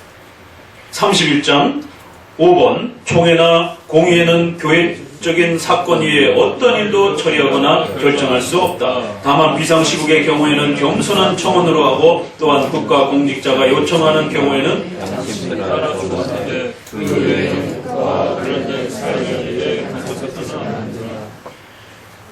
교회의 총회로 모여가지고 검찰 개혁을 논한다든가 선거법 제도를 만들 수는 없는 것입니다. 교회 총회는 교회를 어떻게 운영할 것인가에 대한 법률안들을 만드는 것이에요. 그런 본질론에 있어서는 분명히 구별된다는 거예요. 하지만 비상시국의 경우에는 저항을 해야 되는 비상시국이 발생될 수 있다는 것이에요. 국가가 교회를 침해한다든가 교회를 핍박한다든가 국가가 심각한 전쟁을 남발하면서 국민들의 생명을 위협한다라고 하게 되면 그 전쟁이 일어날 때 일반 불신자들만 군대에 끌려갑니까? 우리 크리스찬 자녀들도 다 군대에 끌려가는 것이에요. 그렇기 때문에 우리 교회의 생존과도 연결이 되는 것입니다. 그래서 과도한 폭력적인 시민들의 생명을 위협하는 그러한 포갑적인 정책으로 국민들의 생명을 위협할 때에는 그걸 비상시국으로 판단하는 것입니다. 그래서 될 수 있으면 겸손한 청원으로 요청을 하고 또 비판해야 된다라고 표현을 해놨습니다. 그러나 이 표현은 교회가, 목회자가 국가 위정자에 대해서 아무런 비판적인, 강한 비판적인 센 저항을 할 수 없다라는 그런 표현이 아닙니다. 적어도 이거는 예의와 질서를 지키라라는 그런 뜻이고, 이 비상시국에 대한 이러한 저항이 돌이킬 수 없을 정도로 선을 넘게 되면 우리는 어디로 돌아가느냐면 20장으로 돌아갑니다. 20장 신앙의 자유와 양심의 자유에 관하여 2번을 읽습니다. 하나님께서 홀로 양심의 주가 되신다. 그 신앙이나 예배 문제에서 자신의 말씀에 반대되거나 또는 말씀 밖에 있는 사람들의 교리와 계명으로부터 양심을 자유롭게 하셨사. 우리 신자의 양심은 그 어떤 국가의 위정자도 간섭할 수 없고 그 어떤 거짓 목회자도 간섭할 수 없는 오직 하나님의 말씀 앞에 하나님의 말씀을 지키며 하나님을 따르고 순종할 수 있는 강력한 자유랍니다. 신앙의 양심의 자유란 이렇게 목숨을 걸 수 있는 자유라는 것이에요.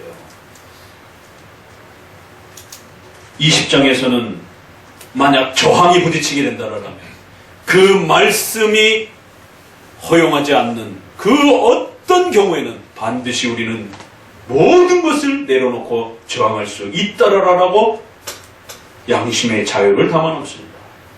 그러나 이 양심의 자유는 사항을 읽습니다. 하나님께서 제정한 권세들과 그리스도께서 값을 주고 사신 자유는 서로 파괴하기 위한 것이 아니고 오히려 상호간에 지지해주고 보존하는 것이 하나님의 의도이다.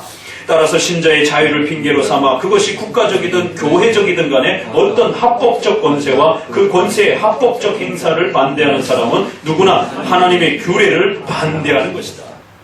그래서 양심의 자유와 국가와 교회의 질서는 잘 조화를 이루어야 된다는 거예요.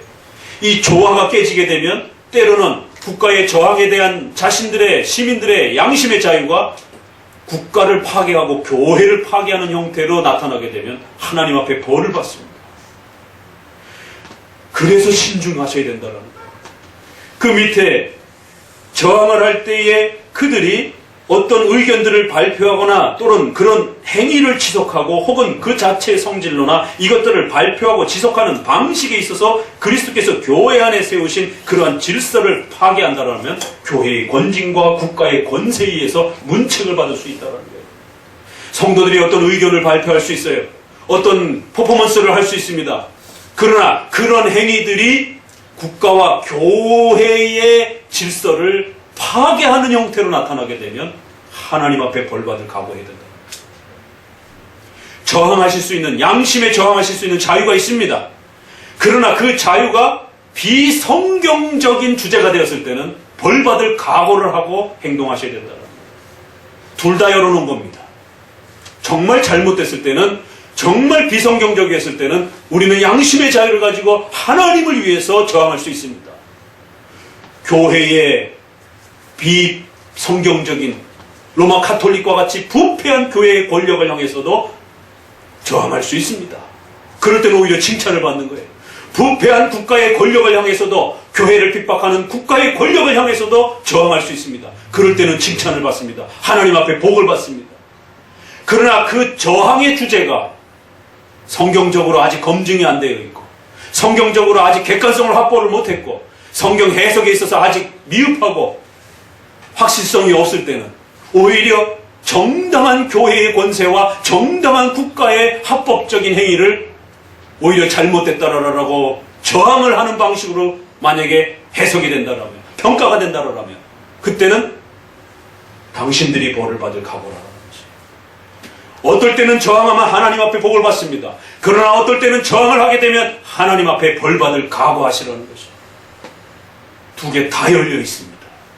그래서 이것이 과연 정말 하나님 앞에 복을 받을 저항인지 아니면 벌을 받을 수도 있는 그러한 교회와 국가의 합법적인 권세와 질서를 무너뜨리는 그러한 잘못된 저항이 될 수도 있다는 것입니다.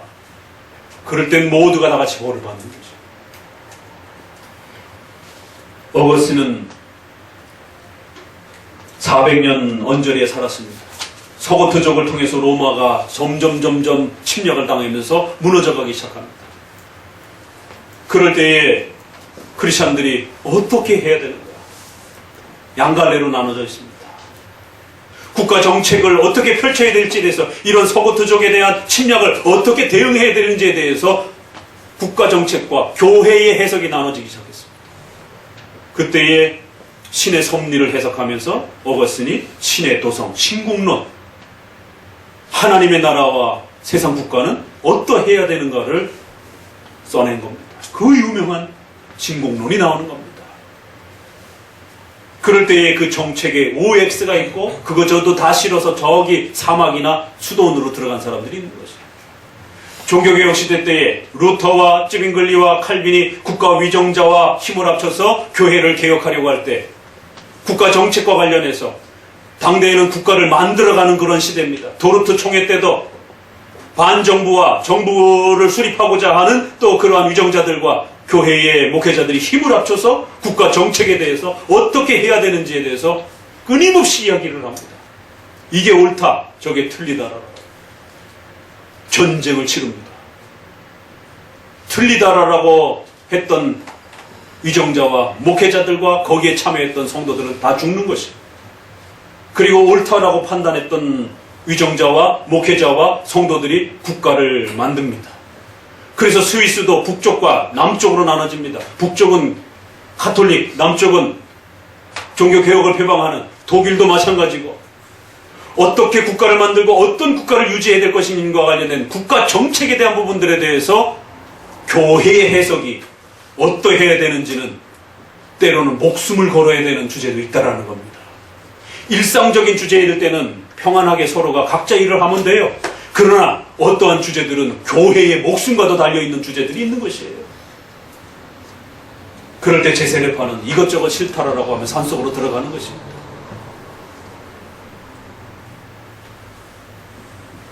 청교도들이 미국으로 피난을 갑니다. 말씀드린 것처럼 영국이 쳐들어옵니다. 미국으로 피난 간 크리스찬들이 그래도 영국 밑에 있어야 되는 거 아니냐, 식민지로라도 그래도 영국 밑에 있어야 되는 거 아니냐, 그래도 영국이 어떤 나라인데. 아닙니다. 영국은 이미 벌써 성공의 가톨릭화처럼 됐기 때문에 만약에 우리가 식민지가 되면 우리는 신앙의 모든 자유를 잃습니다. 목숨을 걸고 전쟁을 통해서 영국의 식민지를 막아야 됩니다. 피난 온 성도들이, 목회자들이 의견이 나눠져 버렸습니다. 전쟁을 하자, 식민지로 들어가자. 이건 교회의 주제가 아니에요. 언뜻 보게 되면 국가의 정책에 대한 문제예요. 그러나 이것은 단순한 국가의 정책 문제가 아니라 교회의 생존이 달린 문제랑 또 연결이 된다는 거죠. 그럼 어느 쪽 편에 서야 됩니까? 식민지 편에 서야 된다, 아니면 독립 편에 서야 된다? 피난 온 교회와 목회자들과 성도들도 둘로 나눠집니다. 식민지 편에 섰던 목회자와 성도들은 다 죽는 것입니다. 독립전쟁을 통해서 독립국가를 형성을 한 겁니다. 미국이 또 한 번 전쟁을 치릅니다. 북쪽에 장로교와 링컨이 중심이 돼서 노예 해방을 부르짖습니다. 남쪽에 유명한 토넬과 댐니 이런 유구한 신학자들을 중심으로 한 남장로교회가 남군을 중심으로 해서 노예 해방을 반대를 하면서 도무지 의견이 일치가 안 되어서 결국엔 내란이 일어납니다. 남북전쟁을 통해서 수많은 크리스찬들이 죽습니다.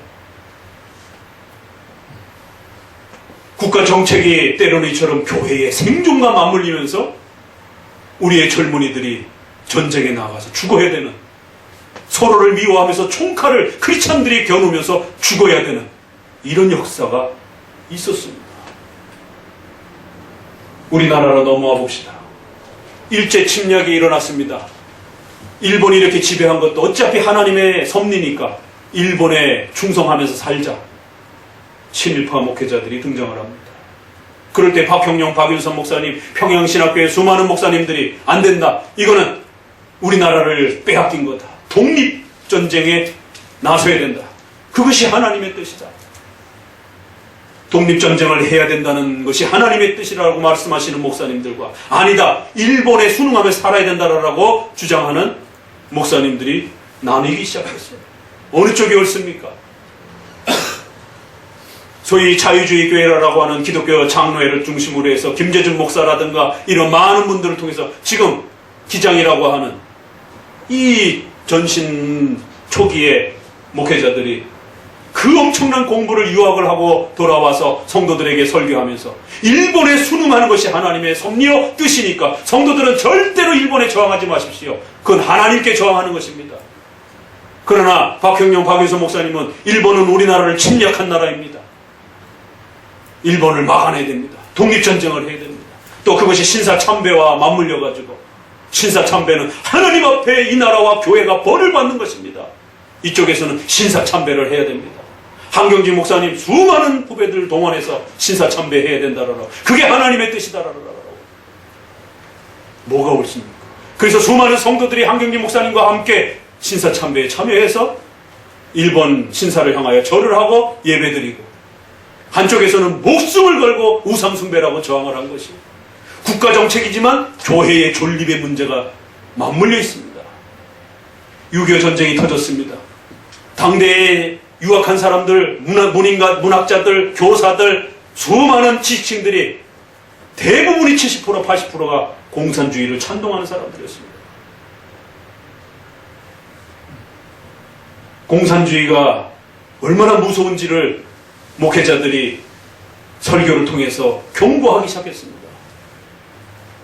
그때도 공산주의를 찬동하는 남쪽의 사람들과 또 반대하는 사람들이 나눠지기 시작한 것이죠. 전쟁을 통해서 결국 서로를 죽이는 일들이 벌어졌습니다.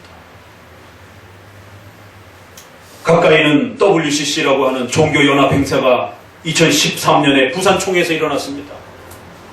WCC는 하나님 앞에 벌 받는 것이다라고 저와 많은 목회자들이, 보수적인 목회자들이 절대로 이 나라에서 WCC 총회가 일어나서는 안 된다. 이 나라에서 WCC가 일어나게 되면 이 나라가 국가도 위험에 처하고 교회도 벌을 받는다. 그런데 수많은 교단들과 목회자들이 하나님이 축복해 주시는 종교 평화를 이루어주는 사건이 일어나라고 모두가 앞다투어 돈을 헌금하고 그 행사를 치렀습니다.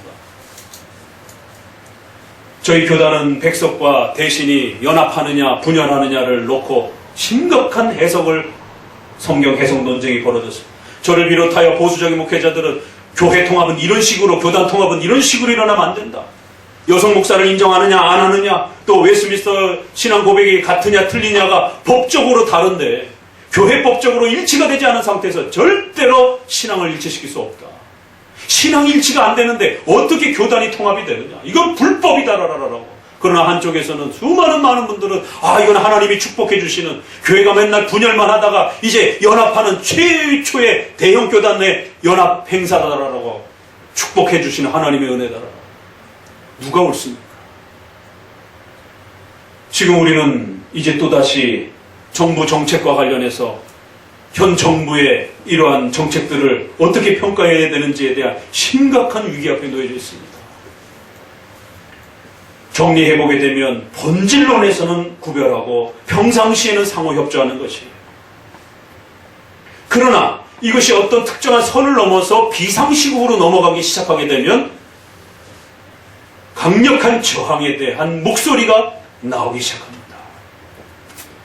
그러면 이 저항은 한 개인이 판단하는 게 아닙니다. 여러분 각자가 판단할 수도 있는 것이지만 최종적 목소리는 함께 판단을 해야 되는 것이에요. 그러면 적어도 비상시국의 판단은 어떤 방식으로 해야 됩니까? 적어도 객관적 공인기관들이 판단을 해야 되는 것이에요. 그럼 우리 교회에 있어서는 교단이 판단을 해야 되는 겁니다. 그리고 유수한 신학자들이 모여있는, 적어도 최소한 우리 시대의 최고의 신학적 연구들을 하고 있는 그런 신학회들이, 신학 교수님들이 모여서 지금 나라의 상태가 위험하다라고 한다면 성도들도 귀를 기울여야 되는 거예요. 나는 아니야. 현 정부가 지금 잘하고 있어. 이렇게 생각하시면 안 되는 것이에요. 최고의 신학 전문가들이 나라의 정책이 교회를 위협하고 있다라고, 시민의 생명을 위협하고 있다라고 심각성을 앞다투어서 신학회에서 발표하고 있다라면 귀를 기울이셔야 되는 거예요. 객관적 공인기관이기 때문에.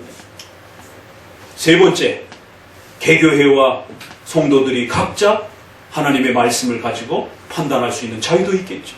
이 세 가지가 비상시국을 조화롭게 판단해야 되는 것이에요. 모두가 옳다라고 해도 WCC 총회 가서 다른 예수가 있다, 불교에도 구원이 있다, 이거는 성도가 들어도 분별할 수 있는 거잖아요. 그러나 그런 선을 넘어서서 어떤 평가를 해야 될 때는 좀 더 공인된 기관들을 통해서 어떤 목소리가 나오는지를 판단해 보셔야 되는 거예요. 비상시국에 대한 판단을 살펴보셔야 됩니다. 그리고 세 번째, 그럼 우리는 지금 비상시국이냐라는 것이, 네, 비상시국으로 판단하는 것입니다. 합신에서 작년에 총회 선언문이 발표가 되었습니다. 가장 보수적이라고 하는 장로교 교단에서 한국교회는 건국 이래로 최초 신앙을 부인하거나 투옥을 각오하지 않고는 교회 밖에서 복음을 전할 수 없는 상황에 진입하고 있다. 이게 첫 문장입니다. 한 개교의 목사님이 이야기한 게 아닙니다. 교단의 총회라고 하는 수백 명의 목회자들이 모여서 현 정부의 정책에 대해서 심각한 고민들과 판단을 하면서 시국선언문을 발표를 했습니다. 내가 아무리 현 정부를 좋아하고 내가 아무리 현 진보적인 정치가들을 좋아한다 할지라도 내가 몸담고 있는 교단에서 현 정부와 위정자를 비판하는 시국선언문이 나왔다라고 한다면 이건 굉장히 심각한 문제입니다. 내가 틀리든지 교단이 맞든지 교단이 틀리든지 내가 맞든지 둘 중에 하나는 하나님 앞에 벌을 받고 하나님 앞에 하나는 복을 받는 OX의 문제가 발생이 되는 겁니다. 그러면서 7가지의 현 정부의 심각한 기독교, 반기독교적 정책과 시민의 생명을 위협하는 반시민적 정책을 개혁하라라고 시국선언문을 냈습니다. 올해 또 통합 측에서도 또 다른 교단에서도 앞다투어 지금 시국선언문들이 쏟아져 나오고 있습니다. 또 일반 시민단체들 속에서도 최고의 지식층이라고 하는 교수들 또 수많은 전문가 집단에서 나라의 정책에 이러한 정책이 국가의 근간을 흔들 수 있는 위험한 그러한 행동들을 하고 있다라고 앞다투어서 시국선언을 하고 있습니다. 물론 반대 선언도 있습니다. 반대 선언이야 현 정부가 잘하고 있다라고 하는 거니까 큰 문제는 없습니다. 그러나 현 정부를 반대하고 있는 목소리가 있다라면 현 정부에 뭐가 문제가 있는지에 대해서 들여다보셔야 되는 거예요. 내 편의 목소리는 항상 나를 도와주는 것이니까 당연한 것이지만 반대하는 목소리가 많아지게 되면 왜 저들이 반대하는지에 대해서 들어봐야만 되는 겁니다. 그게 국가위정자의 자리인 것입니다. 내가 좋아하는 사람들의 목소리만 듣게 되면 나를 싫어하는 사람들과 전쟁을 해야 되는 사태가 벌어질 수 있다는 것입니다. 그걸 마지막에 조율해주는 사람이 국가위정자인 것입니다. 우리 기독교 입장에서 왜 현 정부가 반기독교적, 반시민적으로 가고 있다라고 하나님의 뜻으로서 성경 해석으로서 판단해야 되느냐면 이런 여러 가지 정황 때문에 또 우리 기독교 안에서는 동성애 문제, NAP, 차별금지법 문제, 성평등 조례안, 서울시, 경기도 학생 인권 조례안 난립니다 지금. 우리 기독교 윤리의 근간이 되는 이런 문제들을 대놓고 반대하면서 그렇게 학생들에게 가르치라고 인권법, 젠더 문화, 성평등 이러한 그 여러 가지 내용들이 말을 할 수 없을 정도로 쏟아져 나오고 있습니다. 저도 개인적으로 동성애와 관련된 일부 다처와 관련된 사회적 행동에 대해서 인터넷을 통해서 강력하게 비판했더니만 명예훼손죄로 고발을 해서 지난 1년 동안 법률적인 심판을 끌어왔습니다. 다행히 감사한 것은 엊그제 무혐의 처리가 났습니다.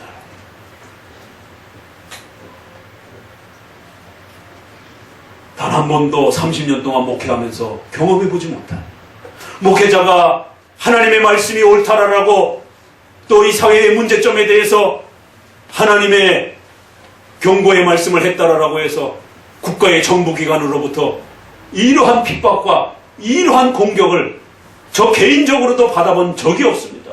그런데 왜 현 정부에 들어와서만이 이렇게 일선 목회자들의 설교를 막으려고 하는, 그것도 대표적인 잘 아는 현 정부의 편을 드는 그러한 민변에 관련되어 있는 변호사들을 동원을 해서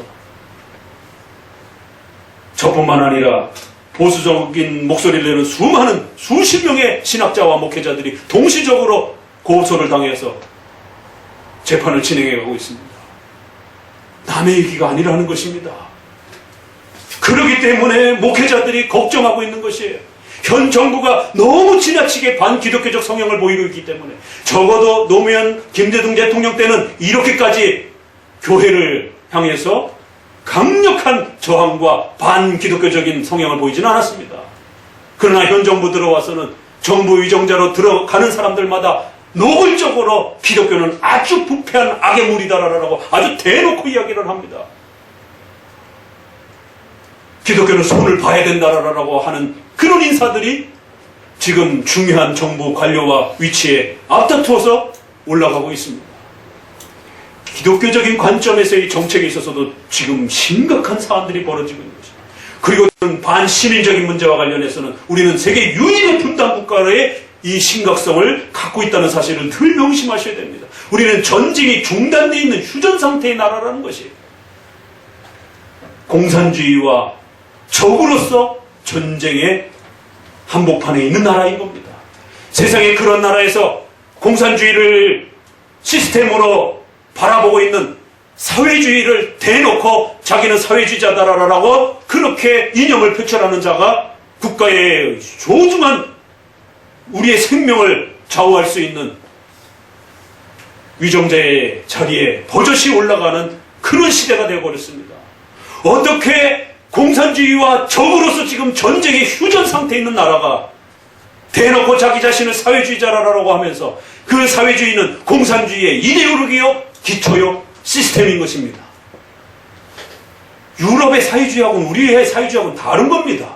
유럽의 사회주의는 여러 정책 중에 하나일 수 있겠지만 우리에 있어서의 사회주의란 공산주의와 전체주의와 대를 이어서 폭력적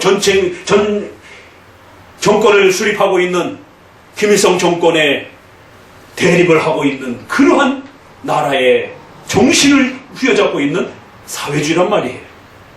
다른 사회주의하고는 다릅니다. 그러한 적의 나라가 연방제를 통해서 통일을 이루자라고 끊임없이 목소리를 내고 있는데 국가위정자들이 낮은 연방제를 통해서 우리도 통일을 모색해 볼 수 있다라고 국가위정자의 입에서 연방제와 낮은 연방제를 외치기 시작하게 되면 우리 모두 목숨을 걸어야 됩니다. 왜 홍콩이 지금 중국에 그렇게 보장해 주겠다고 하는데도 불구하고 이 체제로 보장을 해주겠다라고 하는데도 시민들이 목숨의 위협을 느끼고 젊은이들이 반정부를 향해서 그렇게 목숨을 내던지고 있습니까? 저항을 합니까? 공산주의의 시스템에 뭐가 문제가 있는 겁니다. 자유를 누리던 시민들은 그 공산주의 시스템 안에서 자유를 보장받을 수 없다라는 것을 이제서야 눈뜨기 시작한 것이에요. 홍콩이 중국에 넘어갈 때 얼마나 많은 지식층들이 공산주의는 훨씬 더 좋은 복지 시스템이라고 중국에 이제 나라에 들어가게 되면 홍콩은 더 세계 인류 국가가 될 것이다라고 얼마나 많은 식자층들이 지식인들이 시민들을 속이고 호도했는지 아십니까? 그래서 수많은 사람들이 저항하지 아니하고 중국의 속국으로 들어가는 것을 이 체제로 들어가는 것을 다 허용하고 아무런 소리를 내지 않았던 것이. 그런데 이제 와서 경험해 보니까 공산주의라고 하는 김일성 정부보다도 훨씬 더 자유가 보장된 그런 중국의 공산주의 시스템인데도 홍콩은 견딜 수가 없는 것입니다. 그런데 우리는 더 무서운 주체사상이라고 하는 이런 공산주의로 묶여져 있는 여전히 전쟁 중에 여전히 그러한 적의 국가가 간첩으로 남한에 수많은 그러한 간첩 행위를 하고 있는 그러한 전쟁의 나라의 속에서 어떻게 연방제를 어떻게 사회주의라는 목소리가 버젓이 쏟아져 나오고 있냔 말이에요. 식자층들이 지식인들이 그것도 앞다투어서 나라가 심각한 위기 앞에 있다는 것을 정신 차려야 됩니다. 모두가 침묵하고 모두가 괜찮지 하고 있을 때에 홍콩이 쑥대밭이 난 것이에요. 베트남이 남북으로 나눠져 있다가 결국에는 공산주의를 표방하는 북베트남에 의해서 미군이 철수하자마자 전부 다 공산주의 국가로 통일이 돼버린 것입니다. 그리고 제일 먼저 목회자들과 정치인자들과 교육자들이 처단을 당한 겁니다. 그리고 지금도 여전히 공산주의 국가로 살아가고 있는 것이에요. 내가 괜찮으니 괜찮다고요? 천만의 말씀입니다. 내가 좋아하는 정당이니까 내가 좋아하는 정치가니까 괜찮다고요? 아닙니다. 이제는 바꿔야 될 때입니다. 이제는 하나님 앞에서 어느 길로 가야 할지 진보적 정당을 선택해야 될지 보수적 정당을 선택해야 될지를 결정해야 될 때가 됐습니다. 그렇다고 보수적 정당이 가장 기독교적이라는 건 아닙니다. 덜 반기독교적이기 때문에 현 진보 정당의 이러한 정당처럼 그렇게 반기독교적인 정당이지 않기 때문에 어쩔 수 없이라도 자선책이라도 다른 정당을 선택할 수밖에 없는, 적어도 현 정부와 정책의 이러한 부분들은 절대로 크리스찬으로서는 앞으로 선거와 그 어떤 행위로라도 함께 동참하거나 참여하는 이런 부분들을 이제 크리스찬들은 심각하게 하나님 앞에서 이게 죄가 되는지 안 되는지에 대해서 고민해야 될 때가 닥쳤습니다. 서초동의 검찰개혁을 부르짖는 이러한 집회에 크리스찬들이 참여하게 될 하나님의 무서운 진노를 각오하시고 참여하셔야 됩니다. 목회자로서 양심을 가지고 하나님 앞에 이 판단을 합니다. 반대파에서는 틀리다라고 말할 수도 있습니다. 그러나 제가 배운 개혁주의와 그동안 30년 동안 배워왔던 이러한 역사적 개혁주의 입장에서 국가와 교회와의 이 관계 속에서 목회자는 어느 쪽이든 얘기를 해야 할 수밖에 없는 상황이 돌입했습니다.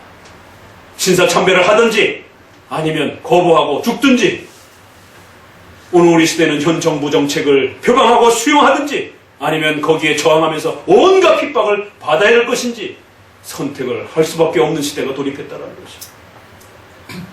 저희는 죽었다 깨나도 동성애와 젠더 문화와 이러한 낙태법과 차별금지법과 성평등 조례안과 이러한 기독교의 근간을 무너뜨리는, 또 나라의 근간을 무너뜨리는, 가정의 근간을 해치는 이런 폭력적이고 반기독교적인 국가정책에 절대로 수용할 수 없는 것입니다. 눈물을 흘리고 기도하세요. 예수님이 십자가에 돌아가시면서 우리 부모들을 향하여 너희 자녀들을 위하여 울라라라고 말씀하신 그 말씀을 기억하시기 바랍니다.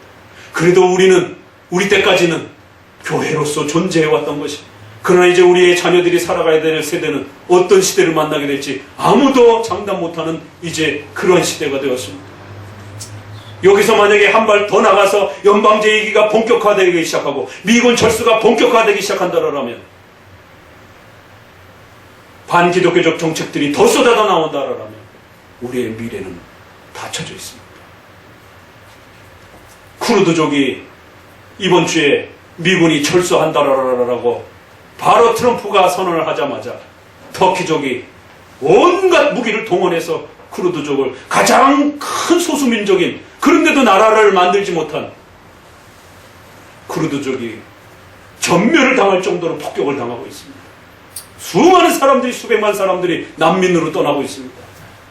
미군이 철수한다라고 하는 그 결정 한마디에 우리는 지금 전쟁 중에 있고 우리는 자력으로 우리 나라를 지킬 수 있는 그런 국방력을 갖추지 못하고 있는 그런 나라입니다. 미군이라고 하는 이런 강력한 도움을 통해서 나라가 그나마 세계 경제 10위권까지 올라온 그런 엄청난 자유와 혜택을 누리고 있습니다. 그런데 어떤 정부 위정자들은 미군을 철수시켜야 된다라고, 어떤 목회자들은 미군을 철수시켜야 된다라고 벌써부터 미군 철수 얘기들이 앞다퉈 나오기 시작합니다. 연방제 얘기가 나타나고 있습니다. 나는 사회주의자다라고 대놓고 공산주의에 대한 부분들을 버젓이 국가사회 속에서 펼쳐내고 있습니다.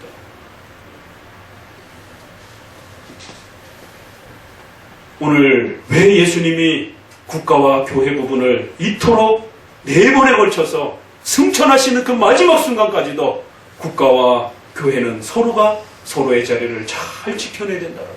국가는 교회를 도와주고 교회는 국가를 도와주면서 그렇게 하나님의 창조의 통치수단으로서 하나님의 명령을 받들면서 그렇게 살아가야 국가도 건강해지고 교회도 건강해진다라고 크리스찬들이 어떻게 국가의 울타리 속에 살아가야 되는지를 복종과 저항이라고 하는 이 가르침 속에서 우리에게 소개하고 있습니다. 눈물로 하나님 앞에 나라 민족을 위하여, 교회를 위하여 부단히 기도하시기를 다시 한번 주의 말씀으로 권면을 드립니다. 하나님 감사드립니다. 오늘 우리 마가복음을 통해서 국가와 교회의 이 소중한 관계를 하나님의 뜻 속에서 우리에게 가르쳐 주심을 감사를 드립니다. 종교 분리와 구별의 상호 협조의 이러한 귀한 원칙을 우리가 제대로 알지 못하여 또다시 오늘날 혼란과 혼동 속에 빠져 있습니다. 교회가 어떠해야 되는지, 국가를 향해서 어떠한 관계와 자세를 취해가야 하는지 성도도 모르고 목회자도 모르고 아무도 모르는 이 혼돈 속에서 교회와 성도들은 더 큰 위험 속으로 빠져들어가고 있습니다. 우리의 짧은 역사 속에서도 우리의 선조들이 목숨을 걸고 지켜줬던 이 소중한 귀한 교회의 가치들을 오늘 우리 시대의 성도들이 잊어버리지 않고 다시 한번 잘 회복하여 국가는 국가다울 수 있도록, 교회는 교회다울 수 있도록 하나님의 은혜를 베풀어 주옵소서. 예수님의 이름으로 기도합니다.